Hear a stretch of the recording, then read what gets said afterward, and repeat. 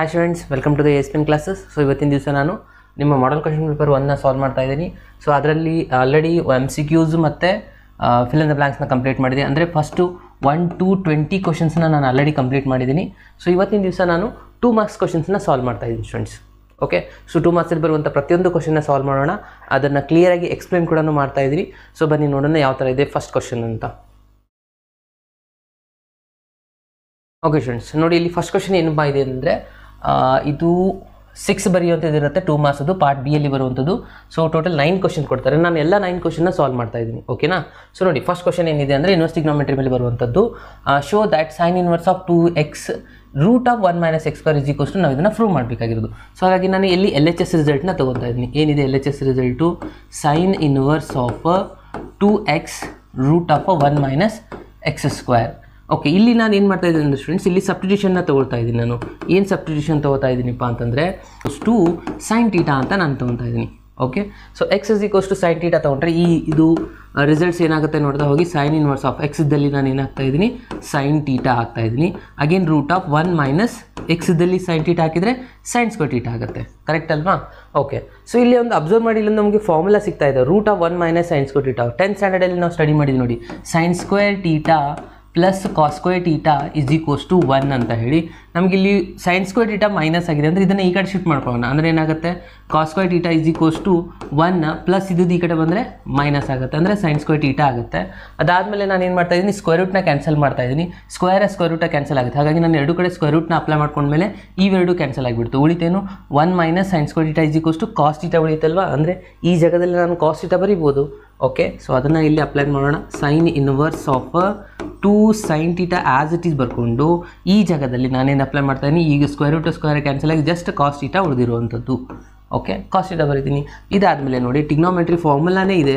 ಏನು? 2 sine theta cos theta ಅಂತಂದರೆ sine 2 theta ಅಂತ ಹೇಳಿ. ಸೊ ಸೈನ್ 2 ಟೀಟಾ ಬರೀತೀರಾ. ಅಗೇನ್ ಇಲ್ಲಿ ಸೈನ್ ಇನ್ವರ್ಸ್ ಸೈನ್ ಎರಡು ಕ್ಯಾನ್ಸಲ್ ಆಗಿಬಿಡುತ್ತೆ, ಉಳಿಯಿತು 2 ಟೀಟಾ ಮಾತ್ರ. ಓಕೆ, ಇವಾಗ ನಾನು ಇಲ್ಲಿ ಬರೀಬೇಕು ಟೀಟಾ ಈಸ್ ಈಕ್ವಲ್ಸ್ ಟು ಅಂದರೆ ಇಲ್ಲಿ ನೋಡಿ ಸ್ಟೂಡೆಂಟ್ಸ್, ನಾನು ಇಲ್ಲಿ ಸಬ್ಸ್ಟಿಟ್ಯೂಷನ್ ತೊಗೊಂಡಿದ್ದೆ. X is equals to sine theta ಅಂತ. ಟೀಟಾನ ಇಲ್ಲಿಟ್ಟು ನಾನು ಸೈನ್ನ ಈ ಕಡೆ ಶಿಫ್ಟ್ ಮಾಡ್ಕೊಂಡ್ಬಿಟ್ಟು ಏನಾಗುತ್ತೆ, theta is equals to sine inverse of x ಆಗುತ್ತಲ್ವಾ. ಈ ಥರ ಬರೀಬೋದಾ ಟೀಟಾ ಜಾಗದಲ್ಲಿ? ಓಕೆ, ಈ ಟೀಟಾ ಜಾಗದಲ್ಲಿ ಏನು ಬರೀತಾ ಇದ್ದೀನಿ ಅಂದರೆ ಸೈನ್ ಇನ್ವರ್ಸ್ ಆಫ್ ಎಕ್ಸ್ ಅಂತ. ಓಕೆ, ಸೊ ಇದು ಬಂದಿರುವಂಥದ್ದು ನಮ್ಮದು RHS ಆನ್ಸರ್ ಬಂದಿದೆಯಲ್ವಾ ಇದು. ಸೊ ಇದಕ್ಕೆ ನಾನು ಇಲ್ಲಿ RHS ಅಂತ ಬರಿತೀನಿ. ಓಕೆ, ಎಷ್ಟು ಮಾಡಿದ್ರೆ 2 ಮಾರ್ಕ್ಸ್ ನಿಮಗೆ ಸಿಗುವಂಥದ್ದು ಸ್ಟೂಡೆಂಟ್ಸ್. ಓಕೆ, ಬಹಳ ಈಸಿಯೆಸ್ಟ್ ಕ್ವಶನ್ ಇದೆ. ಸಿ ಒಂದು ಕ್ವಶನ್. ಓಕೆ, ಸೊ ನಾನು ಇವಾಗ ನೆಕ್ಸ್ಟ್ ಕ್ವಶನ್ಗೆ ಹೋಗ್ತಾ ಇದ್ದೀನಿ. ಓಕೆ ಸ್ಟೂಡೆಂಟ್ಸ್, ಸೆಕೆಂಡ್ ಕ್ವಶನ್ ನೋಡಿ ಏನಿದೆ ಅಂತ. ಸೆಕೆಂಡ್ ಕ್ವಶನ್ ಇದು ಡಿಟರ್ಮಿನೆಂಟ್ ಮೇಲೆ ಬರುವಂಥ ಕ್ವಶನ್ ಆಗಿದೆ. ಶೋ ದ್ಯಾಟ್ ದ ಪಾಯಿಂಟ್ಸ್, ಇಲ್ಲಿ 3 ಪಾಯಿಂಟ್ಸ್ ಕೊಟ್ಟಿದ್ದಾರೆ. ಇದು ಕೋಲಿನಿಯರ್ ಇದೆ ಅಂತ ನಾವು ಪ್ರೂವ್ ಮಾಡಬೇಕು. ಸೊ 3 ಪಾಯಿಂಟ್ಸ್ ಕೋಲಿನಿಯರ್ ಯಾವಾಗ ಆಗುತ್ತೆ? ಸೊ ಈ 3 ಪಾಯಿಂಟ್ಸು ಒಂದೇ ಲೈನಲ್ಲಿ ಇದ್ದರೆ ಮಾತ್ರ ಕೋಲಿನಿಯರ್ ಆಗುತ್ತೆ. ಅಂದರೆ ಈ ABC ಅನ್ನೋದು ಒಂದೇ ಲೈನಲ್ಲಿ ಇದೆ ಅಂತ ನಾವು ಪ್ರೂವ್ ಮಾಡಬೇಕು. ಓಕೆ, ಇದು ಡಿಟರ್ಮಿನೆಂಟ್ ಮೆಥಡ್ ಮೇಲೆ ಯಾವ ಥರ ಮಾಡಬೇಕಂದ್ರೆ, ಡಿಟರ್ಮಿನೆಂಟಲ್ಲಿ ನಮ್ಗೆ ಗೊತ್ತಿರೋದು ಏರಿಯಾ ಆಫ್ ದ ಟ್ರಯಾಂಗಲ್. ಓಕೆನಾ? So area of the triangle, ಇಲ್ಲಿ ಟ್ರಯಾಂಗಲೇ ಕಾಣಿಸ್ತಾ ಇಲ್ಲ. ಅಂದರೆ ಟ್ರಯಾಂಗಲ್ದು ಏರಿಯಾ ಏನಾಗಿದೆ 0 ಆಗಿದೆ ಅಂತ ನಾವು ಪ್ರೂವ್ ಮಾಡಿಬಿಟ್ವಿ ಅಂದರೆ ಆಗ ನಾವು ಹೇಳ್ಬೋದು ಈ 3 ಪಾಯಿಂಟ್ಸ್ಗಳೇನಾಗಿದ್ದಾವೆ, ಕೋಲಿನಿಯರ್ ಆಗಿದೆ. ಅಂದರೆ ಇಲ್ಲೊಂದು ಪಾಯಿಂಟ್ ಇದೆಯಲ್ಲ, ಇದು ಬಂದು ಇಲ್ಲೇನೇ ಟಚ್ ಆಗಿದೆ, ಅಂದರೆ ಏರಿಯಾನೇ ಇಲ್ಲ, ಇಲ್ಲಿ 0 ಏರಿಯಾ ಅಂತ ನಾವು ಪ್ರೂವ್ ಮಾಡಿಬಿಟ್ರೆ ಆಗ ನಾವು ಹೇಳ್ಬೋದು ಇದು ಕೋಲಿನಿಯರ್ ಅಂತ. ಓಕೆ, ಸೊ ಇದನ್ನು ಯಾವ ಥರ ಪ್ರೂವ್ ಮಾಡಬೇಕು? ಮೊದಲಿಗೆ ಏರಿಯಾ ಆಫ್ ದ ಟ್ರಯಾಂಗಲ್ ಫಾರ್ಮುಲಾನ ಯೂಸ್ ಮಾಡ್ಕೋಬೇಕು. ಸೊ ಬರೀತೀರಾ first delta is equals to ಏನಿದೆ ಫಾರ್ಮುಲಾ x1 y1. ಸೊ ನಾನು ಇಲ್ಲಿ ಡೈರೆಕ್ಟಾಗಿ ಬರೀತಾ ಇದ್ದೀನಿ ಪಾಯಿಂಟ್ಸ್ಗಳನ್ನ. ಸೊ ಫಸ್ಟ್ ಇಲ್ಲಿ ಏನು ಮಾಡ್ಕೊತೀರಾ, ಲಾಸ್ಟಲ್ಲಿ ಸ್ವಲ್ಪ ಈ ಕಡೆ ಬರೆಯೋಣ. ಇಲ್ಲಿ 1 1 1 ಅಂತ ಬರ್ಕೊತೀವಿ. ಓಕೆ, ಸೊ ಇದು ರೂಲ್ ಇರುವಂಥದ್ದು. ಇಲ್ಲಿ ಮೇನ್ ಇಂಪಾರ್ಟೆಂಟ್ ಇಲ್ಲಿ 1/2 ಅಂತ ಬರ್ಕೋಬೇಕು. ಕರೆಕ್ಟಾ? ಅದಾದಮೇಲೆ ಫಸ್ಟ್ ಪಾಯಿಂಟ್ ಏನಿದೆ, A, B + C ಅಂದರೆ ಇದು ಫಸ್ಟ್ ಪಾಯಿಂಟ್ ಆಯಿತು. ನೆಕ್ಸ್ಟ್ ಒಂದು ಸೆಕೆಂಡ್ B ಪಾಯಿಂಟ್ ಏನಿದೆ, B, C + A. Again C point ಏನಿದೆ, C, A + B. ಇದು ಥರ್ಡ್ ಪಾಯಿಂಟ್ ಇದೆ. ಓಕೆ, ಸೊ ಇದು ಕೊಟ್ಟಿರುವಂಥ ಡಾಟಾಗಳನ್ನ ಈ ಥರ ಬರ್ಕೋಬೇಕು. ಸೊ ನಮಗೆ ಆಲ್ರೆಡಿ ಗೊತ್ತಿದ್ದು ಇದು ಕೋಲಿನಿಯರ್ ಅಂತ, ಇದನ್ನು ನಾವು 0 ಅಂತ ಪ್ರೂವ್ ಮಾಡಬೇಕಾಗಿರುವಂಥದ್ದು. ಓಕೆ, ಸೊ ಚೆಕ್ ಮಾಡೋಣ 0 ಬರುತ್ತಾ ಇಲ್ವಾ ಅಂತ. ಸೊ ಡಿಟರ್ಮಿನೆಂಟ್ ಮೆಥಡ್ ಪ್ರಕಾರ ಮಾಡ್ತಾ ಹೋದರೆ ಸೈನ್ಗಳೇನಾಗುತ್ತೆ, ಇದು ಪ್ಲಸ್ ಆಗುತ್ತೆ, ಇದು ಮೈನಸ್ ಆಗುತ್ತೆ, ಇದು ಪ್ಲಸ್ ಆಗುತ್ತೆ. ಯಾಕೆ ಈ ಥರ ಆಗುತ್ತೆ? ಸೊ ನೀವೇನಾದರೂ ಯೋಚನೆ ಮಾಡಿದ್ದೀರಾ ಸ್ಟೂಡೆಂಟ್ಸ್, ಯಾಕೆ ನಾವು ಫಸ್ಟ್ ಅವನ್ನ ಪ್ಲಸ್ ತೊಗೋಬೇಕು, ಮೈನಸ್ ತೊಗೋಬೇಕು, ಆಮೇಲೆ ಪ್ಲಸ್ ತೊಗೋಬೇಕು? ಕಮೆಂಟ್ ಬಾಕ್ಸಲ್ಲಿ ತಿಳಿಸಿ ನನಗೆ. ಯಾಕೆ ನಾವು ಇದನ್ನು ಪ್ಲಸ್ ತೊಗೋಬೇಕು ಫಸ್ಟ್ ಒನ್ನು, ಯಾಕೆ ನಾವು ಸೆಕೆಂಡ್ ಒನ್ ಮೈನಸ್ಸೇ ತೊಗೋಬೇಕು? ಓಕೆ, ಕಮೆಂಟ್ ಬಾಕ್ಸಲ್ಲಿ ತಿಳಿಸಿ, ನಾನು ನಿಮಗೆ ಆಮೇಲೆ ಇದ್ರ ಬಗ್ಗೆ ರಿಪ್ಲೈ ಮಾಡ್ತೀನಿ. ಓಕೆ, ಸೊ ಇವಾಗ ಈ ಪ್ಲಸ್ ತೊಗೊಂಡ್ರೆ ಇವಾಗ ಏನ ತೊಗೊತೀವಿ ಅಂದರೆ ಇವೆರಡು ರಿಸಲ್ಟ್ಸ್ಗಳು ಕ್ಯಾನ್ಸಲ್ ಆದಾಗೆ, ಅಂದರೆ ಇಲ್ಲಿ ಕ್ರಾಸ್ ವೈಸ್ ಮಲ್ಟಿಪ್ಲೈ ಮಾಡಬೇಕು. C + A × 1 ಅಂದರೆ ಇದು C + A ಆಗುತ್ತೆ. ಮೈನಸ್ ಇದು ಇಂಟು ಮಾಡ್ಕೋಬೇಕು ಇವಾಗ, ಕರೆಕ್ಟಾ? ಸೊ ಇವೆರಡು ಮಲ್ಟಿಪ್ಲೈ ಮಾಡಿದ್ಮೇಲೆ a ಪ್ಲಸ್ ಬಿ ಆಗುತ್ತೆ. ಇಲ್ಲಿ ಮೈನಸ್ ಇರೋದ್ರಿಂದ ಇದು ಮೈನಸ್ ಎ ಮೈನಸ್ ಬಿ ಆಗಿಬಿಡುತ್ತೆ. ಅರ್ಥ ಆಯ್ತಾ? ನೆಕ್ಸ್ಟು ಇಲ್ಲಿ ಮೈನಸ್ ಸೈನ್ ಇರೋದ್ರಿಂದ minus of b plus c ಬ್ರಾಕೆಟಲ್ಲಿ ಬರ್ಕೊಳ್ಳೋಣ ಇಂಟು ಬ್ರಾಕೆಟ್. ಸೊ ಇವಾಗ ಏನಾಗುತ್ತೆ ನೋಡಿ, ಇವೆರಡು ರಿಸಲ್ಟ್ಸ್ಗೆ ಕ್ಯಾನ್ಸಲ್ ಆಗುತ್ತೆ. ಅಂದರೆ first row second column cancel ಆಗಿಬಿಡುತ್ತೆ. ಸೊ ಉಳಿಯುತ್ತ ಏನು ಆನ್ಸರ್ ನೋಡಿ, ಸೊ ಇದು ಎರಡು ಕ್ಯಾನ್ಸಲ್ ಆಗಿಬಿಟ್ರೆ ಬಿ ಇಂಟು 1 ಬಿ ಆಗುತ್ತೆ, ಮೈನಸ್ ಸಿ ಇಂಟು 1 ಸಿ ಆಗುತ್ತೆ. ಓಕೆ, ಸೊ ಪ್ರಾಪರಾಗಿ ಇಲ್ಲಿ ಸೈಡ್ನ ಅಬ್ಸರ್ವ್ ಮಾಡಬೇಕು, ಅದು ಬಹಳ ಇಂಪಾರ್ಟೆಂಟು. ಇನ್ನು ಲಾಸ್ಟಲ್ಲಿ ಪ್ಲಸ್ 1 ಇದೆ. ಸೊ 1ನ ಸೆಲೆಕ್ಟ್ ಮಾಡಿದ್ರೆ ಇದಿಷ್ಟು ಕ್ಯಾನ್ಸಲ್ ಆಗಿಬಿಡುತ್ತೆ. So b into this, so b into multiply ಮಾಡ್ಕೊಂಡ್ಬಿಟ್ರೆ ಏನಾಗುತ್ತೆ ನೋಡಿ, b into a b a ಆಗುತ್ತೆ, plus b into b b square ಆಗುತ್ತೆ. ಕರೆಕ್ಟಾ? ಸೊ ಅದಾದಮೇಲೆ ಇವೆರಡು ರಿಸಲ್ಟ್ನ ಮಲ್ಟಿಪ್ಲೈ ಮಾಡ್ಕೊಳ್ಳಿ. ಸೊ ಮೈನಸ್ ಹಾಕಬೇಕು, c into C C square ಆಗುತ್ತೆ, again c into a, actually ಇಲ್ಲೊಂದು ಪ್ಲಸ್ ಮೈನಸ್ ಮೈನಸ್ ಆಗಿ ಇದು ಸಿ ಎ ಆಗುತ್ತೆ. ಓಕೆ, ಸೊ ಇದು ಆಗಿರುವಂಥ ಪೂರಾ ಚೇಂಜಸ್ಗಳು. ಇವಾಗ ಫೈನಲ್ ರಿಸಲ್ಟ್ ಎನ ಮಲ್ಟಿಪ್ಲೈ ಮಾಡ್ಕೊಂಬಿಡೋಣ. ಎ ಮಲ್ಟಿಪ್ಲೈ ಮಾಡಿದ್ರೆ ಇದಾಯಿತು ಎ ಸಿ, ಇದಾಯಿತು ಎ ಸ್ಕ್ವೇರ್, ಇಲ್ಲಿ result minus a square, again ಇಲ್ಲಿ minus a b, plus again minus sine ಇದೆ. ಸೊ ಮೈನಸ್ ಬಿ ಇಂಟು ಈ ಒಂದು ರಿಸಲ್ಟ್ಸ್ಗೆ ಮಲ್ಟಿಪ್ಲೈ ಮಾಡಬೇಕು. ಸೊ ಮೈನಸ್ ಇಂಟು ಪ್ಲಸ್ ಅಂದರೆ ಪ್ಲಸ್ ಮೈನಸ್ ಮೈನಸ್ ಆಗುತ್ತೆ, b into b b square, again minus minus plus b c. ಅರ್ಥ ಆಗ್ತಾಯಿದೆನಾ? ಮೈನಸ್ ಬಿನ ನಾನು ಇದ್ರ ಜೊತೆ ಮಲ್ಟಿಪ್ಲೈ ಮಾಡ್ತಾ ಇದ್ದೀನಿ. ಈ ಮೈನಸ್ ಮೈನಸ್ ಏನಾಗಿಬಿಡುತ್ತೆ, ಪ್ಲಸ್ ಆಯಿತು. ಅದಾದಮೇಲೆ ಸಿ ಇಂದ ಇದಕ್ಕೆ ಇದು ಪ್ಲಸ್ ಮೈನಸ್ ಮೈನಸ್ ಆಗುತ್ತೆ, C into B C B ಆಯಿತು. ಕರೆಕ್ಟಾ? Again plus minus minus minus minus plus ಆಗುತ್ತೆ, C into C C square ಆಯಿತು. ಇನ್ನು 1ಇಂದ ಮಲ್ಟಿಪ್ಲೈ ಮಾಡಿದ್ರೆ ಇದೆಲ್ಲನೂ ಸೇಮ್ ಆನ್ಸರೇ ಬರುವಂಥದ್ದಾಗಿರುತ್ತೆ, B square C square minus C A. Okay students, ಇಲ್ಲಿ ನೀವು ಅಬ್ಸರ್ವ್ ಮಾಡಬೇಕು, ಸೇಮ್ ಇರುವಂಥ ಟರ್ಮ್ಗಳನ್ನ ಕ್ಯಾನ್ಸಲ್ ಮಾಡ್ತಾ ಹೋಗಿ. ಇಲ್ಲಿ ನೋಡಿ, ಇಲ್ಲಿ ಪ್ಲಸ್ ವೈ ಸ್ಕ್ವೇರ್ ಇದೆ, ಮೈನಸ್ ಎ ಸ್ಕ್ವೇರ್ ಇದೆ, ಕ್ಯಾನ್ಸಲ್ ಆಯ್ತಲ್ವಾ? ಸೊ ಅಬ್ಸರ್ವ್ ಮಾಡ್ತಾ ಹೋಗಿ ಸ್ಟೂಡೆಂಟ್ಸ್, ಯಾವ್ಯಾವ ರಿಸಲ್ಟ್ಸ್ಗಳು ಇಲ್ಲಿ ಕ್ಯಾನ್ಸಲ್ ಆಗ್ತಾ ಇದೆ ಅಂತ ಹೇಳಿ. ಓಕೆನಾ? ಸೊ ಎ ಸ್ಕ್ವೇರ್ ಕ್ಯಾನ್ಸಲ್ ಆಯಿತು. ಇಲ್ಲಿ ನೋಡಿ ಮೈನಸ್ ಬಿ ಸ್ಕ್ವೇರ್ ಇದೆ, ಇಲ್ಲಿ ಪ್ಲಸ್ ಬಿ ಸ್ಕ್ವೇರ್ ಇದೆ, ಇವೆರಡು ರಿಸಲ್ಟ್ಸ್ಗಳು ಕ್ಯಾನ್ಸಲ್ ಆಯಿತು. ಕರೆಕ್ಟಾ?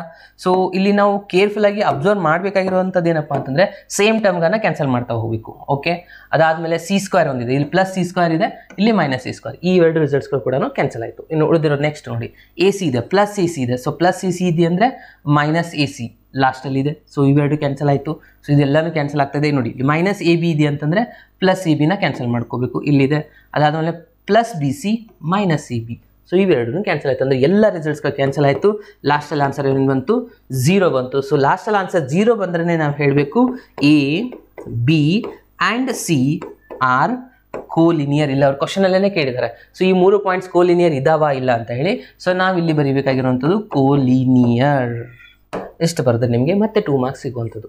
ಇಲ್ಲಿ ಸ್ವಲ್ಪ ಕ್ಯಾಲ್ಕುಲೇಷನ್ ಪ್ರಾಪರಾಗಿ ಮಲ್ಟಿಪ್ಲೈ ಮಾಡಿದ್ರೆ ಮಾತ್ರ ಕ್ಯಾನ್ಸಲ್ ಆಗುತ್ತೆ, ಇಲ್ಲ ಅಂದರೆ ಆಗಲ್ಲ. ಸೊ ಇಲ್ಲಿ ಬರೀಬೇಕಾಗಿದ್ದಕ್ಕೆ 1 ಮಾರ್ಕ್ಸ್ ಇರುತ್ತೆ ಸ್ಟೂಡೆಂಟ್ಸ್. ಇದನ್ನೇನಾದರೂ ನೀವು ಪ್ರಾಪರಾಗಿ ಬರೀಲಿಲ್ಲ, ಅಗೇನ್ 1 ಮಾರ್ಕ್ಸ್ನ ಅವ್ರು ಕಟ್ ಮಾಡ್ತಾರೆ. ಲಾಸ್ಟಲ್ಲಿ 0 ಬರೋದಕ್ಕೆ 1 ಮಾರ್ಕ್ಸ್ ಇರುತ್ತೆ. ಓಕೆ, ಸೊ ಇವಾಗ ನೆಕ್ಸ್ಟ್ ಕ್ವಶನ್ಗೆ ಹೋಗೋಣ. ನೆಕ್ಸ್ಟ್ ಒಂದು ನೋಡಿ, ಇದೊಂದು ಈಸಿಯೆಸ್ಟ್ ಕ್ವಶನ್ನು ಡಿಫ್ರೆನ್ಸಿಯೇಷನ್ದು. ಸೊ ಯಾವುದೇ ಕಾರಣಕ್ಕೆ ಇದನ್ನು ಮಿಸ್ ಮಾಡ್ಲಿಕ್ಕೆ ಹೋಗ್ಬೇಡಿ. Find the dy by D x, ಇಲ್ಲೊಂದು ಕ್ವಶನ್ ಕೊಟ್ಟಿದ್ದಾರೆ. ಸೊ ಇದನ್ನು ನಾವು ಇವಾಗ ಡಿಫ್ರೆನ್ಷಿಯೇಟ್ ಮಾಡಬೇಕು. ಏನಾಗುತ್ತೆ ಕ್ವಶನ್ ಏನು ಕೊಟ್ಟಿದ್ದಾರಪ್ಪ ಅಂದರೆ 2x + 3y = sin x ಇದೆ. ಇಲ್ಲಿ ನಾವು dy ಬೈ ಡಿ ಎಕ್ಸ್ನ ಫೈಂಡ್ ಮಾಡಬೇಕಾಗಿರುವಂಥದ್ದು students. Okay, so dy by D X ಮಾಡಿದ್ರೆ ಏನಾಗುತ್ತೆ, differentiate with respect to X on both side. ಇಲ್ಲಿ 2 ಇದೆ, ಎಕ್ಸ್ಗೆ ಡಿಫ್ರೆನ್ಷಿಯೇಟ್ ಮಾಡಿದ ತಕ್ಷಣ 1 ಬರುತ್ತೆ, ಪ್ಲಸ್ ಇಲ್ಲಿ 3 ಇದೆ, ವೈಗೆ ಡಿಫ್ರೆನ್ಷಿಯೇಟ್ ಮಾಡಿದ ತಕ್ಷಣ dy ಬೈ ಡಿ ಎಕ್ಸ್ ಆಗುತ್ತೆ = ಸೈನ್ ಡಿಫ್ರೆನ್ಷಿಯೇಷನ್ ಏನಾಗುತ್ತೆ, ಕಾಸ್ ಎಕ್ಸ್ ಆಗುತ್ತೆ. ಕರೆಕ್ಟ್ ಅಲ್ವಾ? ಸೊ ಇವೆಲ್ಲ ಗೊತ್ತಿರಬೇಕಾಗುತ್ತೆ. ಅದಾದಮೇಲೆ ಏನು ಮಾಡಬೇಕು, ನಮ್ಗೆ ಅವ್ರು ಕೇಳಿರೋದು dy by D X.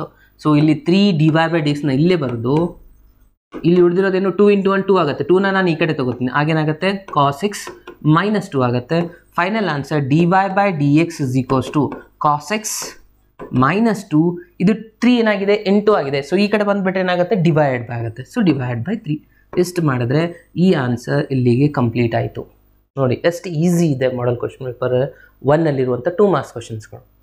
Okay, so ಇದಾಗಿದೆ ಕ್ವಶನ್ ನಂಬರ್ 23. ಇವಾಗ ನೆಕ್ಸ್ಟ್ ನಾವು ಕ್ವಶನ್ ನಂಬರ್ 24ನ ಸಾಲ್ವ್ ಮಾಡೋಣ. ಏನಿದೆ, find the local maximum value of the function. ಇಲ್ಲೊಂದು ಫಂಕ್ಷನ್ ಕೊಟ್ಟಿದ್ದಾರೆ, ಏನು g of X = x³ - 3x ಅಂತ ಹೇಳಿ.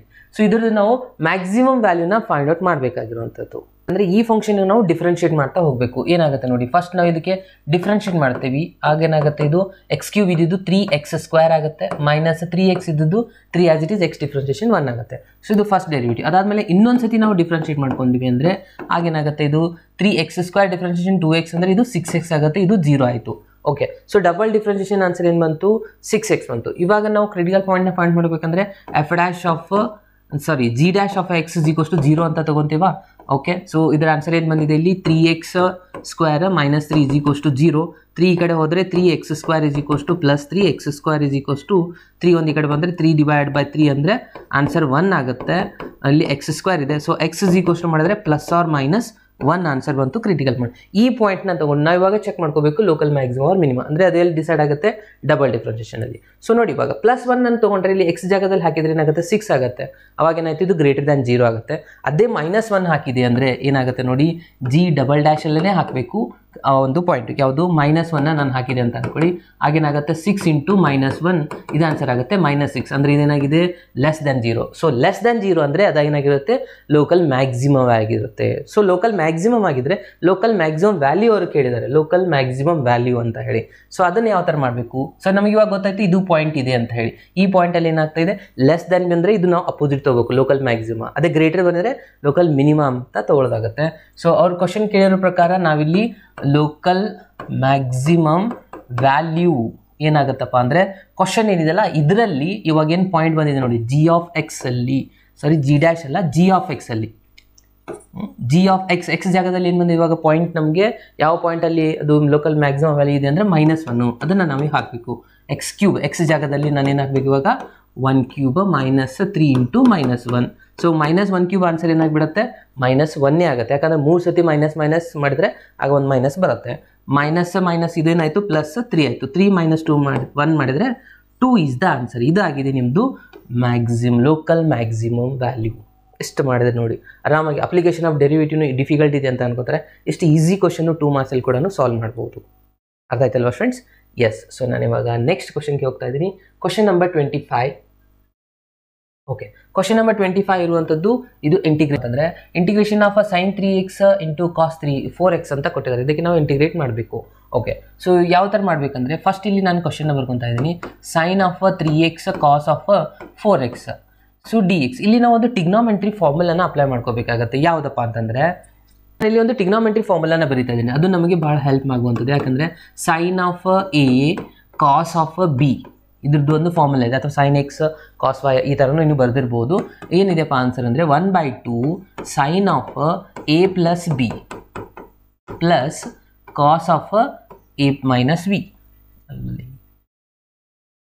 sin of a plus b sin of a minus b. ಇದು ನಮ್ಮದು ಫಾರ್ಮುಲಾ ಇರುವಂಥದ್ದು ಸ್ಟೂಡೆಂಟ್ಸ್, ಕರೆಕ್ಟಾ? ಸೊ ಏನಿದೆ ನಮ್ಮದು formula sin a cos b ಇದೆ, ಅದೇ ಥರನಾಗಿದೆ ಅಲ್ವಾ. a ಜಾಗದಲ್ಲಿ 3x ಇದೆ, b ಜಾಗದಲ್ಲಿ 4x ಇದೆ. ಆಗ ನಾವು ಇದನ್ನು ಅಪ್ಲೈ ಮಾಡ್ಬೋದು 1/2 sin a plus b plus sin a minus b, plus ಒಂದಿರುತ್ತೆ ಒಂದು ಮೈನಸ್ ಒಂದಿರುತ್ತೆ. ಓಕೆ, ಸೊ ಈ ಒಂದು ಫಾರ್ಮುಲಾನ ನಾವಿಲ್ಲಿ ಅಪ್ಲೈ ಮಾಡಬೇಕಾಗಿರುವಂಥದ್ದು. ಏನಾಗುತ್ತೆ ನೋಡಿ, ಇದನ್ನು ಅಪ್ಲೈ ಮಾಡಿದರೆ ಇಂಟಿಗ್ರೇಷನ್ ಆಫ್ ಇಲ್ಲಿ 1/2 ಒಂದಿದೆ, ಸೊ ನಾನು ಹೊರಗಡೆ ಬರೀತೀನಿ ಯಾಕಂದರೆ ಕಾನ್ಸ್ಟೆಂಟ್ ಆಗುತ್ತೆ. ಅದಾದಮೇಲೆ ಇಲ್ಲಿ ಏನಿದೆ sin of a plus b, a ಜಾಗದಲ್ಲಿ ಏನಿದೆ ನೋಡಿ 3x ಇದೆ, so 3x plus 4x. Okay, plus sin of a minus b 3x minus 4x dx. So ನಾನು ಇವಾಗ ಕಂಪ್ಲೀಟಾಗಿ ಈ ಒಂದು ಫಾರ್ಮುಲಾನ ಅಪ್ಲೈ ಮಾಡಿದ್ದೀನಿ. ಓಕೆ, ಸೊ ನೆಕ್ಸ್ಟ್ ಏನಾಗುತ್ತೆ ನೋಡಿ, ಇಂಟಿಗ್ರೇಷನ್ ಆಫ್ ಇದು 1/2 ಆ್ಯಸ್ ಇಟ್ ಇಸ್ ಇಟ್ಕೊಳ್ಳಿ. ಸೈನ್ ಇದು 3 ಪ್ಲಸ್ 7 ಅಂದರೆ 4 ಅಂದರೆ sin 7x ಆಗುತ್ತೆ. ಅದಾದಮೇಲೆ plus sin 3x minus 4x ಅಂದರೆ ಇದು -x ಆಗುತ್ತೆ. ಇಲ್ಲಿ ಅಬ್ಸರ್ವ್ ಮಾಡ್ಬೋದು ನೀವು, sin ಆಫ್ -x ಅಂತಂದರೆ ಇದು 4th ಕ್ವಾಡ್ರಂಟಲ್ಲಿ ಸೈನ್ ಏನಾಗಿರುತ್ತೆ ನೆಗೆಟಿವ್ನೇ ಇರುತ್ತೆ, ಸೊ ಮೈನಸ್ಸು ಹೊರಗಡೆ ಬಂದುಬಿಡುತ್ತೆ. ಅಂದರೆ ಇದು ಪ್ಲಸ್ ಇದ್ದದ್ದು ಏನಾಗಿಬಿಡ್ತು ಮೈನಸ್ ಆಗುತ್ತೆ. So minus of sin x ಇದು ಗೊತ್ತಾಯ್ತಲ್ವಾ. ಆ್ಯಕ್ಚುಲಿ ಇಲ್ಲಿ ಆನ್ಸರ್ -x ಬಂದಿತ್ತು, sin of -x answer minus of sin x, ಯಾಕಂದರೆ 4th ಕ್ವಾಡ್ರಂಟಲ್ಲಿ ಸೈನ್ ನೆಗೆಟಿವ್ ಇರುತ್ತೆ. ಸೊ ಅದ್ರ ಸಲುವಾಗಿ ನಾವೇ ಮೈನಸ್ನ ಹೊರಗಡೆ ಬರೀಬೇಕು. ಓಕೆ, ಸೊ ಇವಾಗ ಬಂದಿರುವಂಥದ್ದು ಇದಕ್ಕೆ ನಾವು ಇಂಟಿಗ್ರೇಟ್ ಮಾಡ್ಕೋಬೇಕು. ಸೊ ಸಪ್ರೇಟಾಗಿ ಇಂಟಿಗ್ರೇಟ್ ಮಾಡ್ಕೋಬೋದಲ್ವಾ. ಇಲ್ಲಿ 1/2 integration of sin of 7x dx minus again 1/2 integration of sin x dx. So ಸಪ್ರೇಟಾಗಿ ಬರೆದಿದ್ದೀನಿ. ಇವಾಗ ಇದ್ರದ್ದು ಇಂಟಿಗ್ರೇಷನ್ ಏನಾಗುತ್ತೆ, ಇಲ್ಲಿ ಸೈಡ್ ಬರ್ತೀನಿ ನೋಡಿ, 1/2ನ ಆ್ಯಸ್ ಇಟ್ ಈಸ್ ಬರ್ಕೊತೀರಾ. ಸೊ ಸೈನ್ ಇಂಟಿಗ್ರೇಷನ್ ಏನಾಗುತ್ತೆ ಮೈನಸ್ ಕಾಸ್ ಆಗುತ್ತೆ. ಸೊ ಕಾಸ್ ಆಫ್ 7x ಒಂದು ಎಕ್ಸ್ಟ್ರಾ ಇದೆ, ಸೊ ಅದಕ್ಕೆ ನಾವು ಡಿಫ್ರೆನ್ಷಿಯೇಟ್ ಮಾಡಿದ ಮೇಲೆ ಏನಾಗುತ್ತೆ 7 ಬರುತ್ತೆ, ಅದನ್ನು ಡಿವೈಡೆಡ್ ಬೈ ಒಳಗೆ ಬರೀಬೇಕು. ಸೊ ಇಲ್ಲಿ ಒಂದು ಮೈನಸ್ ಸೈನ್ ಬರುತ್ತೆ. ಓಕೆ, ಇದು ಒಂದು ಆನ್ಸರ್ ಆಯಿತು. ಹಾಗೇನು ಇಲ್ಲಿ ಕೂಡ ಒಂದು ಮೈನಸ್ ಬರುತ್ತೆ, ಸೈನ್ ಇಂಟಿಗ್ರೇಷನ್ ಏನಾಗುತ್ತೆ ಮೈನಸ್ ಬರುತ್ತೆ. ಸೊ ಇದು ಮೈನಸ್ ಏನಾಗ್ಬಿಡ್ತು ಪ್ಲಸ್ ಆಗುತ್ತೆ, ಯಾಕಂದರೆ ಆಲ್ರೆಡಿ ಒಂದು ಮೈನಸ್ ಇತ್ತು. ಸೊ ಇಲ್ಲಿ 1/2 ಸೈನ್ ಇಂಟಿಗ್ರೇಷನ್ ಏನಾಗುತ್ತೆ ಇದು ಕಾಸ್ x ಆಗುತ್ತೆ. ಸೊ ಎಕ್ಸ್ ಅನ್ನೋದು ಒಂದೇ ಟರ್ಮ್ ಇದೆ, ಸೊ ಅದೇನು ಡಿಫ್ರೆಂಟ್ ಆಗಲ್ಲ. ಪ್ಲಸ್ c ಇದು ನಿಮ್ಮದು ಲಾಸ್ಟ್ ಆನ್ಸರ್ ಆಗಿದೆ. ಓಕೆ, ಸೊ ಮೈನಸನ್ನು ಫಸ್ಟಿಗೆ ಬರ್ಕೊಂಡು ಕೂಡ ನೀವು ಬರೀಬಹುದು. ಓಕೆ, ಇಲ್ಲಾಂದರೆ ಈ 2ನ ಮಲ್ಟಿಪ್ಲೈ ಮಾಡಿ ಕೂಡ ಬರೀರಿ. 2 × 7 14 ಅಂತ ಹೇಳಿ ಬರೀಬೋದು. ಸೊ ಇದಿಷ್ಟೇ ಇದೆ, ಸಿಂಪಲ್ ಇದೆ ಕ್ವಶನ್ನು. ಓಕೆ, ಸೊ ಇವಾಗ ನೆಕ್ಸ್ಟ್ ಕ್ವಶನ್ಗೆ ಹೋಗೋಣ. ನೆಕ್ಸ್ಟ್ ಒನ್ ಏನಿದೆ ನೋಡಿ, the general solution of the differential equation. ಇಲ್ಲೊಂದು ಇಕ್ವೇಷನ್ ಕೊಟ್ಟಿದ್ದಾರೆ. ಸೊ ಇಕ್ವೇಷನ್ ಏನು ಕೊಟ್ಟಿದ್ದಾರಪ್ಪ ಅಂದರೆ y dx minus x dy is equals to 0. ಇಲ್ಲಿ ಡಿವೈಡ್ ಬೈ y ಇದೆ. ಈ ಡಿವೈಡ್ ಬೈ y ನ ಈಚೆ ಕಡೆ ಶಿಫ್ಟ್ ಮಾಡ್ಕೊಂಡ್ಬಿಟ್ರೆ ಉಳಿತೇನು ನೋಡಿ students, y dx minus x dy is equals to 0 ಆಗುತ್ತೆ. ಯಾಕಂದ್ರೆ y ಈ ಕಡೆ ಬಂದರೆ ಇಂಟು ಆಗುತ್ತೆ, y ಇಂಟು 0 ಅಂದರೆ 0 ಆಯಿತು. ಓಕೆ, ಸೊ ಅದಾದಮೇಲೆ ಈ ಪೂರಾ ಪಾರ್ಟ್ನ ನಾನು ಈ ಕಡೆ ಶಿಫ್ಟ್ ಮಾಡ್ಕೊತೀನಿ. ಏನಾಗುತ್ತೆ, y dx is equals to minus ಇದು ಈ ಕಡೆ ಬಂದರೆ ಪ್ಲಸ್ ಆಗುತ್ತೆ. Okay, so again variable separate ಮಾಡ್ಕೊಂಡ್ಬಿಟ್ಟು ಏನಾಗುತ್ತೆ, ಎಕ್ಸ್ ಅನ್ನೋದು ಈ ಕಡೆ ಬಂದರೆ ಇಲ್ಲಿ ಇಂಟು ಇದೆ, ಈ ಕಡೆ ಬಂದರೆ 1/x dx ಆಗುತ್ತೆ. ಇದು y ಅನ್ನೋದು ಈ ಕಡೆ ಬಂದರೆ 1/y dy ಆಗುತ್ತೆ. ಸೊ ಇವಾಗ ನಾವು ಎರಡು ಕಡೆ ಇಂಟಿಗ್ರೇಷನ್ನ ಅಪ್ಲೈ ಮಾಡೋಣ. ಸೊ 1/x ಇಂಟಿಗ್ರೇಷನ್ ಏನಾಗುತ್ತೆ, ಲಾಗ್ ಆಫ್ ಎಕ್ಸ್ ಆಗುತ್ತೆ. ಇದು ಕೂಡ ಲಾಗ್ ಆಫ್ y ಆಗುತ್ತೆ. ಇಲ್ಲಿ ಪ್ಲಸ್ ಲಾಗ್ ಆಫ್ ಸಿ ಅಂತ ಬರ್ಕೋಬೇಕು. ಓಕೆನಾ, ಸೊ ಅದಾದಮೇಲೆ ಇಲ್ಲಿ log of X is equals to ಇದೇನಾಗಿಬಿಡುತ್ತೆ, log of y into C ಆಗುತ್ತೆ. ಸೊ ಎರಡು ಕಡೆ ನಾವು ಲಾಗ್ನ ತೆಗೆದುಬಿಟ್ವಿ ಅಂದರೆ ಉಳಿಯುವಂಥದ್ದೇನು, X is equals to y into C. ಇದು ನಿಮ್ಮದು ಜನರಲ್ ಸೊಲ್ಯೂಷನ್ ಆಗಿದೆ. ಈಸಿ ಇದೆ ಅಲ್ವಾ ಈ question. So differential equation question almost all ಈಸಿನೇ ಇರುತ್ತೆ ಸ್ಟೂಡೆಂಟ್. ಸ್ವಲ್ಪ ನೀವು ಕೇರ್ಫುಲ್ಲಾಗಿ ಅಬ್ಸರ್ವ್ ಮಾಡಿ ಸಾಲ್ವ್ ಮಾಡಬೇಕು. ಓಕೆ, ಸೊ ನೆಕ್ಸ್ಟ್ ಕ್ವಶನ್ಗೆ ಹೋಗೋಣ. ನೆಕ್ಸ್ಟ್ ಒನ್ ನೋಡಿ ಏನಿದೆ, ಫೈಂಡ್ ದ ಮಾಡ್ಯುಲಸ್ ಅಂತ ಹೇಳ್ತಾರೆ. ಇದು ಸ್ವಲ್ಪ ಕೇರ್ಫುಲ್ಲಾಗಿ ಅಬ್ಸರ್ವ್ ಮಾಡಿ. Find the magnitude of A, X ಅಂತ ಹೇಳ್ತಾರೆ. Magnitude of X for A is a unit vector. A ಅನ್ನೋದೇನಾಗಿದೆ ಇಲ್ಲಿದೆ, ಎ ವ್ಯಾಕ್ಟರ್ ಅನ್ನೋದೇನಾಗಿದೆ ಯೂನಿಟ್ ವ್ಯಾಕ್ಟರ್ ಆಗಿದೆ ಅಂತ ಹೇಳ್ತಾರೆ. ಅಂದರೆ ಮ್ಯಾಗ್ನಿಟ್ಯೂಡ್ ಆಫ್ ಏನಾಗಿಬಿಡುತ್ತೆ, ಇಲ್ಲಿ 1 ಆಗಿಬಿಡುತ್ತೆ. ಓಕೆ, ಅದಾದಮೇಲೆ ಇನ್ನೊಂದು ಹಿಂಟ್ ಕೊಟ್ಟಿದ್ದಾರೆ. ಇವಾಗ ನಾವು ಮ್ಯಾಗ್ನಿಟ್ಯೂಡ್ ಆಫ್ ಎಕ್ಸ್ನ ಫೈಂಡ್ ಮಾಡಬೇಕು. ಓಕೆ, ಕ್ವಶನಲ್ಲಿ ಏನು ಕೊಟ್ಟಿದ್ದಾರೆ ಅದನ್ನು ಮೊದಲು ಬರ್ಕೊಳ್ಳೋಣ. Vector X minus vector A dot vector X plus vector A is equals to ಎಷ್ಟಿದೆ ಅಂತ ಹೇಳ್ತಾರೆ, 15 ಇದೆ. ಓಕೆನಾ, ಎಸ್. ಇವಾಗ ಡಾಟ್ ಪ್ರಾಡಕ್ಟ್ ಮಾಡೋಣ. ಮೊದಲಿಗೆ ಈ ಒಂದು ಎಕ್ಸ್ ತೊಗೊಂಡು ಎರಡು ಕಡೆ ಡಾಟ್ ಮಾಡಬೇಕು. ಎಕ್ಸ್ ಡಾಟ್ ಎಕ್ಸ್ ಏನಾಗುತ್ತೆ, ಇಲ್ಲಿ ಎಕ್ಸ್ ಡಾಟ್ ಎಕ್ಸ್ ಯಾವಾಗಲೂ ಮ್ಯಾಗ್ನಿಟ್ಯೂಡ್ ಆಫ್ ಎಕ್ಸ್ ಸ್ಕ್ವೇರ್ ಆಗುತ್ತೆ. ಯಾಕೆ ಅಂದರೆ, ಸೊ ನಾವು ಆಲ್ರೆಡಿ ಪ್ರಾಪರ್ಟಿ ಸ್ಟಡಿ ಮಾಡಿದ್ವಿ. ಡಾಟ್ ಪ್ರಾಡಕ್ಟಲ್ಲಿ A dot A answer magnitude of A square ಆಗುತ್ತೆ. ಓಕೆ, ಸೊ ನೆಕ್ಸ್ಟು ಅದಾದಮೇಲೆ ಪ್ಲಸ್ಸು ಎಕ್ಸ್ ಡಾಟ್ ಎ, ಇದನ್ನು ಆ್ಯಸ್ ಇಟ್ ಇಸ್ ಬರ್ಕೊಳ್ಳೋಣ. ಎಕ್ಸ್ ಡಾಟ್ ಎ ವ್ಯಾಕ್ಟರ್ ಇದು ಮುಗಿತಾ. ನೆಕ್ಸ್ಟ್ ಇನ್ನು ಎ ಇಂದ ಮಾಡಬೇಕು. ಪ್ಲಸ್ ಮೈನಸ್ ಇದೇನಾಗಿಬಿಡುತ್ತೆ, ಮೈನಸ್ ಆಗುತ್ತೆ. ಇದು A dot X vector. Again A ಇಂದ ನಾವು ಎಗೆ ಮಾಡಬೇಕು. ಪ್ಲಸ್ ಮೈನಸ್ ಮೈನಸ್ ಆಗುತ್ತೆ. ಅಗೇನ್ ಇಲ್ಲಿನೂ ಎ ಡಾಟ್ ಎದ ಆನ್ಸರ್ ಏನಾಗಿಬಿಡುತ್ತೆ, ಮ್ಯಾಗ್ನಿಟ್ಯೂಡ್ ಆಫ್ ಎ ಸ್ಕ್ವೇರ್ ಆಗುತ್ತೆ. ಇಸ್ ಈಕ್ವಲ್ಸ್ ಟು 15ಗೆ ಆ್ಯಸ್ ಇಟ್ ಈಸ್ 15 ಬರೀತಾ ಇದ್ದೀನಿ. ಸೊ ನೆಕ್ಸ್ಟ್ ಇಲ್ಲಿ ಆ್ಯಸ್ ಇಟ್ ಈಸ್ ಇದನ್ನು ಬರೀಕೊಳ್ಳೋಣ. ಇಲ್ಲಿ ಅಬ್ಸರ್ವ್ ಮಾಡಿ ಸ್ಟೂಡೆಂಟ್ಸ್, ಕಮ್ಯುಟೇಟಿವ್ ಲಾ ಸ್ಯಾಟಿಸ್ಫೈ ಆಗುತ್ತೆ ಇದರಲ್ಲಿ ಡಾಟ್ ಪ್ರಾಡಕ್ಟಲ್ಲಿ. ಎ ಡಾಟ್ ಎಕ್ಸ್ ಅಂದ್ರೂ ಒಂದೇ, ಎಕ್ಸ್ ಡಾಟ್ ಎ ಅಂದ್ರೂ ಒಂದೇ. ಒಂದು ಪ್ಲಸ್ ಇದೆ, ಒಂದು ಮೈನಸ್ ಇದೆ. ಸೊ ಇವೆರಡು ಕ್ಯಾನ್ಸಲ್ ಆಗಿಬಿಡ್ತಾ. ಸೊ ಉಳಿದಿರೋದು ಲಾಸ್ಟಲ್ಲಿರುವಂಥ answer magnitude of A square is equals to 15. Magnitude of ಎದ ಆನ್ಸರ್ ಇಲ್ಲಿ ಸ್ಟಾರ್ಟಿಂಗಲ್ಲೇ ಅವ್ರು ಹೇಳಿದ್ದಾರೆ ಇದು ಯೂನಿಟ್ ವ್ಯಾಕ್ಟರ್ ಆಗಿದೆ ಅಂತ. ಅಂದರೆ ಅದರ ಆನ್ಸರ್ ಎಷ್ಟಾಯಿತು, 1 ಆಯಿತು. So magnitude of X square is equals to ಇದು 1 ಸ್ಕ್ವೇರ್ ಅಂದಂಗೆ ಕರೆಕ್ಟಾ, is equals to 15. 1 square answer 1 ಆಗುತ್ತೆ. -1 ಈ ಕಡೆ ತೊಗೊಂಬಂದುಬಿಡೋಣ. ಇಸ್ ಈಕ್ವಲ್ಸ್ ಟು -1 ಈ ಕಡೆ ಬಂದರೆ ಎಷ್ಟಾಯಿತು, +1 ಆಗುತ್ತೆ. ಸೊ 15 + 1 16 ಆಗುತ್ತೆ. So magnitude of X square is equals to 16. Just magnitude of x ಬರೆದ್ರೆ ಸ್ಕ್ವೇರ್ ರೂಟ್ ಅಪ್ಲೈ ಮಾಡಿದ್ರೆ ಇದಾಗಿಬಿಡುತ್ತೆ, ಸ್ಕ್ವೇರ್ ರೂಟ್ ಆಫ್ 16 ಆಗುತ್ತೆ. So square root of 16 answer ಏನಾಗುತ್ತೆ ಸ್ಟೂಡೆಂಟ್ಸ್, 4 ಆಗುತ್ತೆ. ಸೊ 4 ಅನ್ನೋದು ಇಲ್ಲಿ ಲಾಸ್ಟ್ ಆನ್ಸರ್ ಆಗಿದೆ. ಸಿಂಪಲ್ ಇದೆ ಅಲ್ವಾ ಈ ಒಂದು ಕ್ವಶನ್ನು. ಎಸ್, ಇದನ್ನು ಕೂಡ ಕೇರ್ಫುಲ್ಲಾಗಿ ಅಬ್ಸರ್ವ್ ಮಾಡಿ ಸಾಲ್ವ್ ಮಾಡಿ. ಓಕೆನಾ, ಈಸಿಯೆಸ್ಟ್ ಕ್ವಶನ್ಸ್ ಇದೆ ವ್ಯಾಕ್ಟರ್ ಮೇಲಿನ ಕ್ವಶನು. ಓಕೆ, ಸೊ ನೆಕ್ಸ್ಟ್ ಒಂದು ಕ್ವಶನ್ ನಾನು ಸಾಲ್ವ್ ಮಾಡ್ತಾ ಇದ್ದೀನಿ. Question number 28. ಓಕೆ, ಸೊ ಏನಿದೆ ಇದು ಕ್ವಶನ್ನು, ಇದು ಒಂದು ಈಸಿಯೆಸ್ಟ್ ಕ್ವಶನ್ ಕೇಳಿದ್ದಾರೆ. ಏನಪ್ಪ ಅಂದರೆ, find the equation of the line in a vector form that passing through, vector form ಆಗಿ ಬರೀಬೇಕು. ಅಗೇನ್ ಹೇಳ್ತಾರೆ passing through the point with the position vector. Okay, so ಇಲ್ಲೊಂದು ಪಾಯಿಂಟ್ ಕೊಟ್ಟಿದ್ದಾರೆ, passing through the point and in the direction ಅಂತ ಹೇಳಿ ಇನ್ನೊಂದು ಹೋಗ್ತೀವಿ. Passing through the vector ಅಂದರೆ ಅದು ನಿಮ್ಮದು ಪಾಯಿಂಟ್ ಆಯಿತಾ. ಓಕೆ, ಅದಾದಮೇಲೆ ಅವ್ರು ಏನು ಹೇಳ್ತಾರೆ, ಪಾಸಿಂಗ್ ಥ್ರೂ ದ ಡೈರೆಕ್ಷನ್ ಕೊಟ್ಟಿದ್ದಾರೆ. ಅಂದರೆ ಇದು ಇಕ್ವೇಷನ್ ಆಫ್ ದ ಲೈನ್ ಮಾಡಬೇಕಂದ್ರೆ ಫಸ್ಟ್ ಒಂದು ಡೆರಿವೇಷನ್ ಸ್ಟಡಿ ಮಾಡಿದ್ವಿ ನಾವು.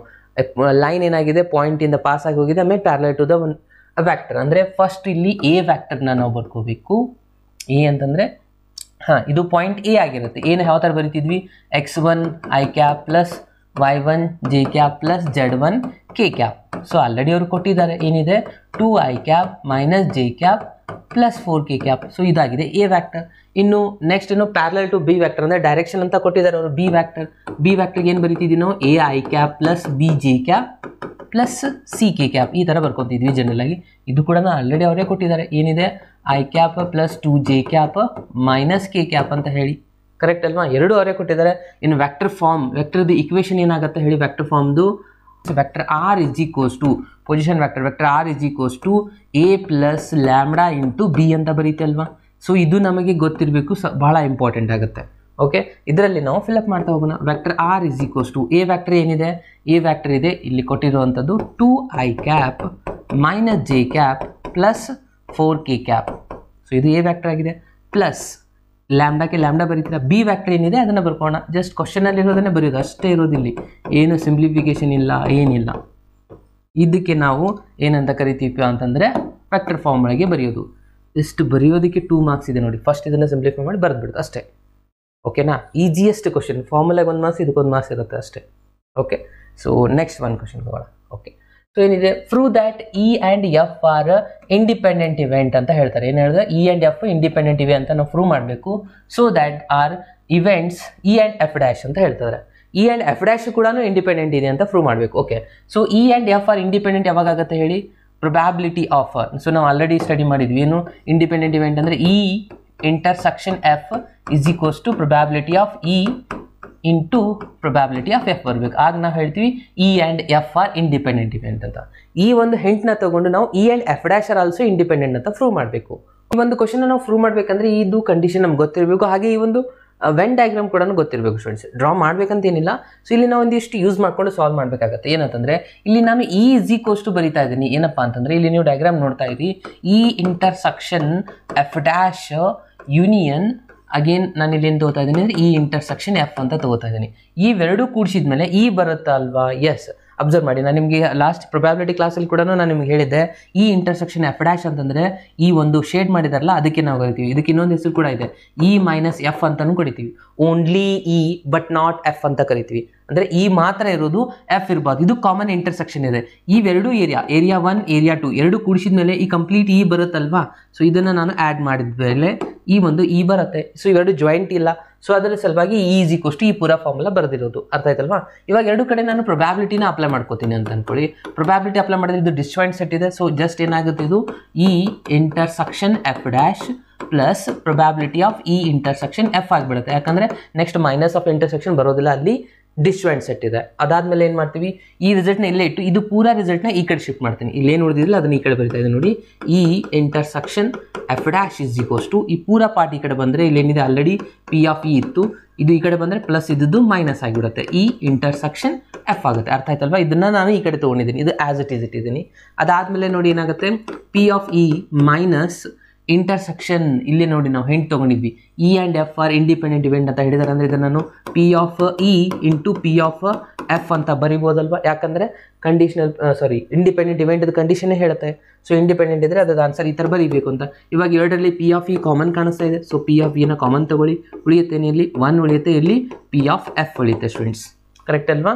ಸೊ ಇವಾಗ ನಾವು ಲಾಸ್ಟ್ ಆನ್ಸರ್ ಬರೆಯುವಂಥದ್ದು E intersection F dash is equals to ಇದು ಪಿ ಆಫ್ ಇ ಬಂದಿದೆ ಆ್ಯಸ್ ಇಟ್ ಈಸ್ ಬರೀತೀರಾ into P 1 minus P of F ಅಂತಂದರೆ ನಾವಿಲ್ಲಿ ಬರೀಬೇಕು ಪಿ ಆಫ್ ಎಫ್ ಡ್ಯಾಶ್ ಅಂತ ಹೇಳಿ. ಓಕೆ, ಸೊ ಇದು ಥರ್ಡ್ ಪ್ರಾಪರ್ಟಿಯಲ್ಲಿ ಕೂಡ ಬಂದಿತ್ತು ಫಸ್ಟ್ ಇಯರಲ್ಲಿ. ನೀವು ಸ್ವಲ್ಪ ಚೆಕ್ ಮಾಡಿ, ಇದು ಕಾಂಪ್ಲಿಮೆಂಟ್ರಿದು ಲಾ ಇದೆ. 1 ಮೈನಸ್ ಪಿ ಆಫ್ ಎಫ್ ಅಂತಂದರೆ ನಾವಿಲ್ಲಿ ಪಿ ಆಫ್ ಎಫ್ ಡ್ಯಾಶ್ ಅಂತ ಬರಿತೀವಿ. ಸೊ ಇದು ರೀಸನ್ ಅಂದರೆ ನಾವು ಏನು ಹೇಳ್ಕೊಡ್ತಾ ಇದೆಯಪ್ಪ ಈ ಒಂದು ಕಂಡೀಷನ್ ಅಂದರೆ, probability of E intersection F dash answer P of E into P of F dash ಬಂದರೆ ಆಗ ನಾವು ಇಲ್ಲಿ ಹೇಳ್ಬೋದು ಏನಂತ condition, E and F dash are independent ಆಗಿದ್ದಾವೆ. ಇವೆರಡು ಏನಾಗಿದೆ, ಇಂಡಿಪೆಂಡೆಂಟ್ ಇವೆಂಟ್ ಆಗಿದೆ ಅಂತ. ಯಾವಾಗ ಈ ಕಂಡೀಷನ್ ಸ್ಯಾಟಿಸ್ಫೈ ಮಾಡಿದರೆ ಆಗಿದೆ ಅಲ್ವಾ? ಎಷ್ಟೇ ಮಾಡಿದರೆ ನಿಮಗೆ ಅಗೇನ್ ಇಲ್ಲಿ ಕೂಡ 2 ಮಾರ್ಕ್ಸ್ ಬರುವಂಥದ್ದು ಸ್ಟೂಡೆಂಟ್ಸ್. ಅರ್ಥ ಆಯ್ತಲ್ವಾ? ಸೊ ನಾವು ಇವಾಗ ಈ ಎಲ್ಲ ಕ್ವಶನ್ಸ್ಗಳನ್ನ ಸಾಲ್ವ್ ಮಾಡಿದಾಗಿದೆ. 2 ಮಾರ್ಕ್ಸದು ಎಲ್ಲ 9 ಕ್ವಶನ್ಸ್ ಕಂಪ್ಲೀಟ್ ಆಗಿದೆ ಸ್ಟೂಡೆಂಟ್ಸ್. ಇನ್ನು ನೆಕ್ಸ್ಟ್ ಒಂದು ವೀಡಿಯೋದಲ್ಲಿ 3 ಮಾರ್ಕ್ಸದು ಕ್ವಶನ್ಸ್ಗಳನ್ನ ಸಾಲ್ವ್ ಮಾಡ್ತಾ ಇದ್ದೀನಿ. ಓಕೆ, ಸೊ ಅಲ್ಲಿವರೆಗೂ ಕೀಪ್ ವಾಚಿಂಗ್. ಏನಾದರೂ ಡೌಟ್ಸ್ಗಳಿದ್ದರೆ ನನ್ನ ಈಗ ಒಂದು ವಿಡಿಯೋ ಕಮೆಂಟ್ ಬಾಕ್ಸಲ್ಲಿ ಹಾಕ್ತಾ ಹೋಗಿ. ಸೊ ಆದಷ್ಟು ನಾನು ಬೇಗ ಉಳಿದಿರುವಂಥ ಎಲ್ಲ ಕ್ವಶನ್ಸ್ ಪೇಪರ್ಸ್ಗಳನ್ನ ಸಾಲ್ವ್ ಮಾಡ್ತೀನಿ students. Keep watching, keep learning. Bye, take care.